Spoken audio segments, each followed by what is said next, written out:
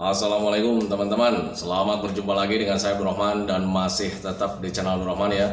Dan masih tetap juga mengupas tentang seputaran gangguan asam lambung dan sensitif psikosomatis. Nah, di season kali ini saya akan share video tentang resep obat alami untuk kesembuhan dari gangguan asam lambung dan sensitif psikosomatis. Nah, itu teman-teman ya. Nah, kenapa di season kali ini saya share hal tersebut gitu teman-teman, saya ulang kembali video tentang resep obat alami yang saya gunakan gitu teman-teman ya. Karena banyak sekali orang-orang yang terkena gangguan asam lambung dan sensitif psikosomatis, apalagi pendatang yang baru gitu teman-teman ya, selalu bertanya tentang resep obat apa yang digunakan, herbal apa yang digunakan. Nah itu teman-teman, nah, makanya di season kali ini saya mengulang video yang dulu gitu teman-teman ya, tentang resep obat alami yang saya gunakan untuk kesembuhan dari gangguan asam lambung dan sensitif psikosomatis. Nah itu teman-teman, nah, makanya bagi teman-teman yang sekarang ingin mengetahui resep obat alami untuk kesembuhan dari gangguan asam lambung dan sensitif psikosomatis, tolong tonton videonya sampai habis, jangan di skip. Nah itu teman-teman ya. Dan kemudian seperti biasa bagi teman-teman yang baru bergabung, kalau seandainya kalian mau bertanya tentang seputaran gangguan asam lambung dan sensitif psikosomatis, alangkah baiknya kalian tonton dulu video-video saya sebelumnya, karena untuk seputaran gangguan asam lambung dan sensitif psikosomatis semuanya sudah saya share ya. Dari mulai cerita saya yang terkena gangguan asam lambung dan sensitif psikosomatis, kemudian merasakan 1001 macam sensasi yang sangat tidak nyaman, itu sudah di-share teman-teman. Dan kemudian bagaimana cara menangani setiap sensasi yang hadir, itu juga sudah di-share. Nah makanya biar lebih jelas, biar lebih detail, alangkah baiknya kalian tonton dulu video-video saya sebelumnya.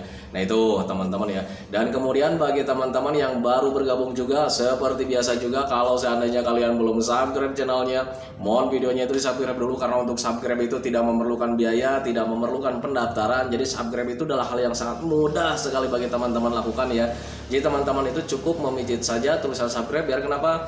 Jujur ya, biar videonya itu cepat berkembang dengan baik. Dan kalau seandainya videonya itu berkembang dengan baik, sudah barang tentu itu akan menambah semangat tersendiri buat saya untuk terus nge-share tentang seputaran gangguan asam lambung dan sensitif psikosomatis ini terhadap kalian.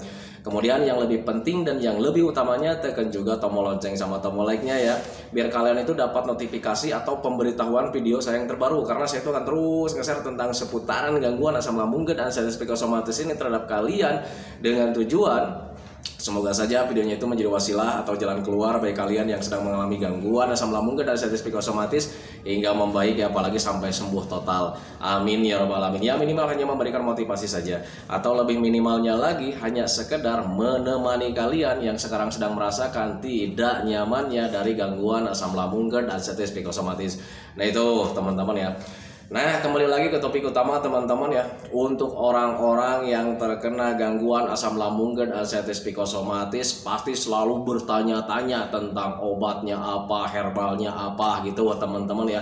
Dan pertanyaan itu dilontarkan untuk orang-orang yang terkena gangguan asam lambung dan sensitif psikosomatis, saya katakan sangat wajar sekali. Karena untuk orang-orang yang terkena gangguan asam lambung dan sensitif psikosomatis, paling rindu sekali, hal yang paling diinginkan itu adalah kesembuhan dari gangguan asam lambung dan sensitif psikosomatis. Karena rasa dari gangguan asam lambung dan sensitif psikosomatis itu sangat menyengsarakan. Itu teman-teman ya, sepengalaman saya dulu juga seperti itu gitu teman-teman. Jadi saat terkena gangguan asam lambung dan sensitif psikosomatis itu, hal yang paling dirindukan itu adalah kesembuhan gitu teman-teman. Jadi segala upaya itu pasti dilakukan. Nah itu teman-teman, termasuk mencari tahu obat yang paling ampuh untuk gangguan asam lambung dan sensitif psikosomatis itu apa. Nah itu teman-teman ya. Nah di season kali ini saya akan tegaskan kembali teman-teman ya, obat yang saya gunakan gitu teman-teman untuk kesembuhan dari gangguan asam lambung dan sensitif psikosomatis yang saya derita gitu teman-teman sampai sembuh total. Bukan obat yang dikonsumsi, bukan herbal yang dikonsumsi teman-teman ya, tetapi hanya menggunakan 4 hal gitu teman-teman ya. 4 hal itu seperti apa teman-teman ya? Yang pertama gitu teman-teman, yakin. Keyakinan kita itu memang penting teman-teman ya. Yakinkan dalam diri kalian, yakinkan dalam pikiran kalian, yakinkan dalam hati kalian bahwa gangguan asam lambung dan sensitif psikosomatis itu bakalan membaik, bakalan sembuh total teman-teman ya. Karena untuk gangguan asam lambung dan artritis psikosomatis itu bukan penyakit yang berbahaya, bukan gangguan yang berbahaya teman-teman ya. Itu gangguan rumahan, bisa ditangani dengan mudah, bahkan tidak ditangani juga. Gangguan asam lambung dan artritis psikosomatis ini bakalan membaik teman-teman ya, hanya tempo yang bisa menjawab. Nah itu teman-teman, tetapi kalau misalkan kalian ingin cepat membaiknya, kalian harus konsisten menjaga 3P-nya. Nah itu teman-teman, jadi untuk orang-orang yang terkena gangguan asam lambung dan artritis psikosomatis, hal yang paling pertama itu harus mempunyai keyakinan. Yakin bahwa gangguan asam lambung dan artritis psikosomatis ini bakalan membaik, bakalan sembuh total. Nah itu teman-teman ya. Nah kemudian yang keduanya, untuk orang-orang yang terkena gangguan asam lambung dan artritis psikosomatis harus mempunyai pemahaman juga gitu teman-teman ya. Pemahaman apa yang sedang terjadi. Kalau misalnya kalian tahu penyebabnya gitu teman-teman, kalian bakalan bisa menanganinya dengan mudah. Minimal kalian itu tidak was-was, tidak gelisah gitu teman-teman ya, tidak takut juga gitu teman-teman, karena kalian tahu penyebabnya. Oh saya sedang kembung nih, terlalu banyak gasnya gitu teman-teman. Tetapi berbeda ketika kalian belum memahami penyebabnya gitu teman-teman. Ketika ada kembung, kalian berpikirnya kemana-mana teman-teman ya. Wah ini apa ini? Jangan-jangan perut saya itu sudah rusak. Selalu saja seperti itu. Dan kemudian berpikirnya wah ini jangan-jangan penyakit liver dan sebagainya teman-teman ya. Nah makanya untuk orang-orang yang terkena gangguan asam lambung dan artritis psikosomatis, yang paling penting juga itu harus mempunyai pemahaman gitu teman-teman. Kalian harus cari keterkaitannya, penyebabnya apa yang kalian rasakan, apa yang sedang kalian hadapi, cari tahu penyebabnya. Nah itu teman-teman, dan saya kasih bocoran teman-teman, biasanya penyebabnya itu adalah penyebab rumahan. Nah itu teman-teman, kayak mata sedang blur karena sering banyak nonton HP gitu teman-teman, kurang makan juga gitu teman-teman, ada efek stres juga. Nah itu teman-teman, kemudian kepala pusing bisa karena efek stres juga, terlalu nonton HP juga, terlalu sering rebahan juga gitu teman-teman, kurang bergerak juga. Nah itu teman-teman, makanya untuk pemahaman itu sangat penting teman-teman, biar kalian nanti bisa menanganinya dengan mudah. Kemudian minimal kalian tidak selalu berasumsi kemana-mana teman-teman ya. Ketika ada pusing sedikit, kalian berpikirnya waduh ini kanker otak, waduh ini jangan-jangan mendekati kematian, selalu saja seperti itu. Nah itu teman-teman, itu yang keduanya teman-teman ya. Nah kemudian yang ketiganya, kalau seandainya kalian tahu penyebabnya gitu teman-teman ya, oh penyebabnya dari ini, kemudian kalian tahu bagaimana cara menanganinya dengan mudah atau dengan sederhana, itu lakukan dengan konsisten. Nah itu teman-teman, jangan pernah setengah-setengah teman-teman ya. Saya pencernaannya sedang tidak membaik, berarti harus menjaga makannya.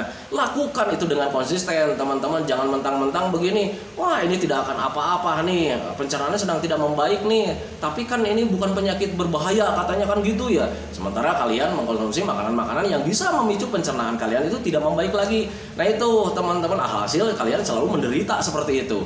Nah itu teman-teman, makanya untuk menjaga kekonsistenan kalian, menjaga 3P-nya atau menjaga metodenya atau menjaga pencegahannya atau menjaga kesehatannya gitu teman-teman ya. Kalau seandainya kalian tidak menjaga seperti itu ya, kalian pasti bakalan tidak akan membaik teman-teman ya. Durasinya itu akan begitu lama teman-teman, makanya harus dijaga metodenya, harus konsisten menjaganya. Nah itu teman-teman, itu orang-orang yang terkena gangguan asam lambung dan artritis psikosomatis harus seperti itu, biar kalian itu cepat membaik, cepat sehat, cepat sembuh total lagi. Nah itu teman-teman. Dan kemudian catatan yang keempatnya gitu teman-teman, tadi yang harus yakin, kedua itu harus memahami apa yang sedang terjadi, kemudian ketiganya harus konsisten menjaga metodenya gitu teman-teman. Yang keempatnya, kalaupun sudah sembuh total gitu teman-teman, khusus untuk orang-orang yang terkena gangguan asam lambung dan artritis psikosomatis, kalian harus tetap bisa menjaga 3P-nya gitu teman-teman ya. Kenapa nih harus tetap dijaga 3P-nya, sementara kan kita udah sembuh nih, udah bebas lagi nih, kan gitu ya teman-teman ya. Catatan untuk orang-orang yang terkena gangguan asam lambung dan artritis psikosomatis, bahwa asam lambung dan artritis psikosomatis itu walaupun sudah sembuh total bisa kambuh kapanpun. Nah itu teman-teman, dan ketika kambuh Anda tahu sendiri gimana rasanya. Kalau seandainya kalian rasanya tidak nyaman ya sudah gitu teman-teman, jaga saja, karena untuk asam lambung dan artritis psikosomatis itu bisa kambuh kapanpun gitu teman-teman ya. Kenapa bisa kambuh kapanpun? Karena gangguan asam lambung dan artritis psikosomatis itu gangguan rumahan seperti gangguan-gangguan yang lainnya. Kayak macam sakit gigi, kalian pernah mengalami sakit gigi? Sakit gigi pernah mengalami gitu teman-teman, dan kemudian pernah mengalami kesembuhan gitu teman-teman ya. Dan kemudian pernah juga mengalami kambuh juga gitu teman-teman ya. Nah itu sama halnya dengan gangguan asam lambung dan artritis psikosomatis.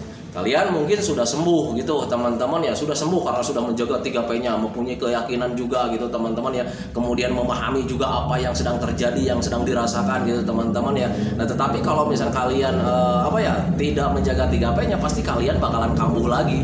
Nah itu teman-teman, karena gangguan asam lambung dan artritis psikosomatis, sekali lagi saya sampaikan, itu sama halnya dengan gangguan-gangguan yang lainnya. Kayak macam kita demam, kita pernah mengalami demam gitu teman-teman ya. Kemudian kita mengalami sembuh juga gitu teman-teman. Kemudian selang beberapa bulannya atau 1 tahun kemudiannya gitu teman-teman ya, kita mengalami demam juga gitu teman-teman ya. Nah itu sifat-sifat atau yang namanya sifat-sifat gangguan dari gangguan rumahan gitu teman-teman ya. Jadi untuk asam lambung dan artritis psikosomatis itu sama halnya dengan gangguan-gangguan yang lainnya gitu teman-teman ya, bisa sembuh dan bisa kambuh juga. Nah itu teman-teman, makanya harus bisa memahami ke sana. Jadi tip dari saya, ketika kalian sudah sembuh total pun tetap yang namanya 3P itu jangan ditinggalkan teman-teman ya. Pola makannya dijaga, jangan ditinggalkan gitu teman-teman ya. Kemudian pola hidupnya kalian harus yang sehat-sehat gitu teman-teman ya. Tidurnya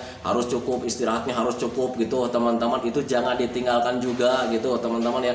Kemudian pola pikirnya kalian harus jaga juga walaupun sudah sembuh total gitu teman-teman ya, karena pola pikir itu berkaitan juga dengan pencernaan kita teman-teman. Kalau seandainya pola pikir kita ruwet mumet, pasti pencernaan kita itu bakalan error kembali gitu teman-teman. Itulah keterkaitan pola pikir kita dengan pencernaan kita. Nah itu teman-teman, makanya harus bisa memahami ke sana gitu teman-teman. Contoh kecil, kalau seandainya kalian pengen tahu bahwa pola pikir itu berkaitan dengan pencernaan teman-teman ya, coba saja kalau seandainya kalian lagi punya masalah jangankan yang besar ya, yang sederhana saja, kalau seandainya pola pikir kalian tidak dijaga, ada mumet, ada stres di situ, pasti kalian itu ada kembung lagi, ada perasaan tidak nyaman lagi, selalu saja seperti itu. Itu pengalaman saya tentang seputaran gangguan asam lambung dan artritis psikosomatis ketika pikiran kita itu mumet gitu teman-teman ya. Nah makanya untuk orang-orang yang terkena gangguan asam lambung dan artritis psikosomatis, termasuk saya gitu teman-teman, setiap harinya itu selalu mengupayakan gimana caranya supaya hati dan pikiran kita itu tetap senang.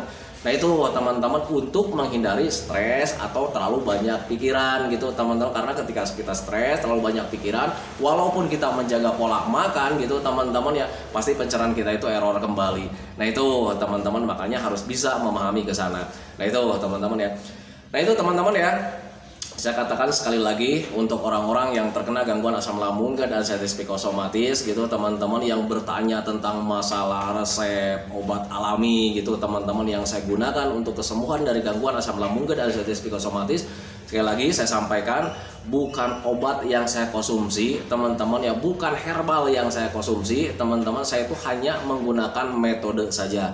Metode yang pertama itu adalah mempunyai keyakinan. Yakinlah bahwa gangguan asam lambung dan artritis psikosomatis itu bakalan membaik, bakalan sehat, bakalan sembuh kembali gitu teman-teman ya. Karena untuk seputaran gangguan asam lambung dan artritis psikosomatis itu bukan gangguan yang sangat besar, tetapi rasanya sangat besar itu karena memang dipicu dari perasaan kita yang sedang benar-benar sensitif. Nah itu teman-teman, perasaannya sedang benar-benar sensitif, badannya juga sedang benar-benar sensitif. Ada kejadian sedikit kita terasa was-was, gelisah gitu teman-teman, itu di pemikiran, di perasaan gitu teman-teman ya.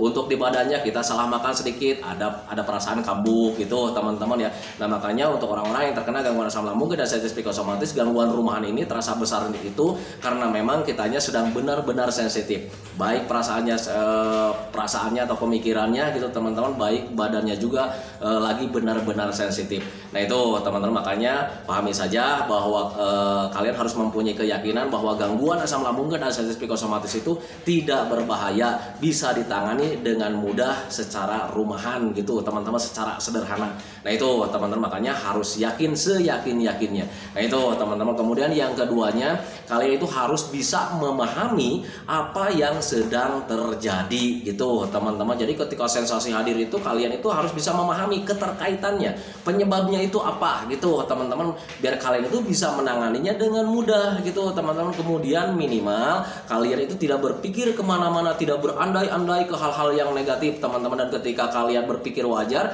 ya kalian itu tidak cemas, tidak was-was, tidak gelisah, tidak ada ketakutan juga. Nah itu teman-teman, makanya harus bisa memahami apa yang sedang terjadi gitu teman-teman. Misalkan ada sensasi yang hadir nih teman-teman, perut saya lagi panas nih mungkin itu sedang ada panas dalam gitu teman-teman ya. Dada terasa panas, mungkin ada panas dalam gitu teman-teman ya. Kemudian lagi pilek nih gitu kan, tapi tidak ada ingusnya, cuman terasa mempet aja hidungnya itu bagian atas gitu teman-teman ya, mungkin itu dari panas dalam saja gitu teman-teman. Kalau seandainya kalian bisa berpikir ke arah sana, tahu penyebabnya ke arah sana gitu teman-teman ya, minimal kalian bisa menanganinya dengan mudah. Oh ini dari panas dalam. Kalau seandainya ditangani hidungnya, itu tidak akan membaik selama panas dalamnya masih ada kan gitu teman-teman. Makanya ketika kalian menangani panas dalamnya, ini hidung yang mempet juga nanti hilang dengan sendirinya. Nah itu teman-teman, makanya harus bisa memahami ke sana. Kemudian ketika kalian sudah memahami penyebabnya, kemudian tahu bagaimana cara menanganinya teman-teman ya, hal yang harus kalian lakukan juga adalah menanganinya dengan konsisten teman-teman. Jangan setengah-setengah. Kalau setengah-setengah nanti kalian itu ada perbaikan karena memang niatnya atau tidak konsisten menjaga 3P-nya gitu teman-teman ya. Ada perbaikan sedikit, kalian tidak konsisten lagi, akhirnya ya kembali lagi gitu teman-teman. Penyakitnya itu selalu bolak-balik seperti itu. Nah itu teman-teman, makanya orang-orang yang terkena gangguan asam lambung dan sensitif psikosomatis sangat diperlukan sekali menjaga kekonsistenan, menjalankan 3P-nya. Nah itu teman-teman, menjaga metodenya. Nah itu teman-teman. Dan kemudian yang terakhir, sekali lagi saya sampaikan, ketika kalian sudah sembuh total, tolong diingat kalian jangan terlena gitu teman-teman, karena saya juga pernah mengalami yang kedua kalinya dan rasanya sungguh dahsyat teman-teman ya. Nah itu teman-teman, makanya sampai detik ini juga saya tetap menjaga 3P-nya teman-teman. Pola makannya tetap dijaga sampai sekarang gitu teman-teman, walaupun sekarang itu dijaganya itu hanya cuman kapasitasnya saja gitu teman-teman. Saya sekarang sudah bebas makanan gitu teman-teman, konsumsi pedas juga saya sudah bebas gitu, tetapi sampai detik ini saya juga dijaga kapasitasnya. Dari mulai level kepedasannya saya jaga, jangan terlalu pedas gitu teman-teman ya. Kemudian dari mulai jaraknya nggak terlalu sering juga gitu teman-teman. Hari ini mengkonsumsi pedas, besoknya tidak, besoknya mengkonsumsi pedas lagi, besoknya tidak lagi, selalu saja seperti itu. Nah itu teman-teman, biar asam lambung dan sensitif psikosomatis itu tidak kambuh lagi. Nah itu teman-teman, karena catatan untuk orang-orang yang terkena gangguan asam lambung dan sensitif psikosomatis, ketika kalian sudah sembuh total, kalau seandainya kalian terlena, ingat ya, untuk asam lambung dan sensitif psikosomatis itu bakalan kambuh kapanpun. Saya tidak berani berbohong karena memang saya pernah terkena 2 kali dan rasanya sungguh menyengsarakan. Nah itu teman-teman, dan tidak ingin terulang yang ketiga kalinya. Kalau seandainya saya terulang untuk yang ketiga kalinya, berarti saya itu orang yang terbodoh di dunia gitu teman-teman ya. Karena sudah tahu ya rasanya kayak gimana, cara penanganannya itu kayak gimana, kemudian kok sampai terulang kembali gitu teman-teman ya. Nah makanya saya katakan, kalau saya terulang menjadi 3 kali itu ya merupakan orang yang terbodoh gitu teman-teman ya. Karena untuk orang-orang yang terkena gangguan asam lambung dan sensitif psikosomatis, bahkan untuk orang normal juga, setiap harinya itu pengen nyaman gitu teman-teman. Sementara ketika terlena, akhirnya kita masuk lagi ke ke jurang atau ke lembah gangguan asam lambung dan sensitif psikosomatis, pasti tidak nyaman lagi. Nah itu teman-teman ya. Nah itu teman-teman ya, video dari saya tentang resep obat alami yang saya gunakan untuk kesembuhan dari gangguan asam lambung dan sensitif psikosomatis. Sekali lagi saya sampaikan, yang pertama yakin, yang kedua pahami, yang ketiga lakukan dengan konsisten, yang keempat kalau sudah sembuh total gitu teman-teman ya, jangan terlena, tetap jaga 3P-nya gitu teman-teman ya, biar kalian itu tetap sehat, tetap sembuh gitu teman-teman, dan tetap bahagia. Nah itu teman-teman ya. Nah itu teman-teman ya, sebelum saya akhiri videonya, seperti biasa sebelum saya akhiri videonya, saya selalu mendoakan sama teman-teman itu, semoga saja teman-teman itu cepat sehat lagi, cepat sembuh lagi, cepat kembali lagi keadaan kalian yang dulu, baik semangatnya, moodnya, tertawanya, pokoknya kehidupan kalian yang berwarna yang dulu itu semoga saja cepat kembali lagi, karena memang saya yakin 100% bahwa keadaan kalian yang dulu itu sangat dirindukan sekali. Nah itu teman-teman, kemudian doakan saya juga teman-teman ya, agar saya itu tetap sehat, tetap kuat, tetap ceria, agar masih bisa tetap menemani kalian. Nah itu teman-teman ya, saya hentikan videonya teman-teman ya. Assalamualaikum warahmatullahi wabarakatuh.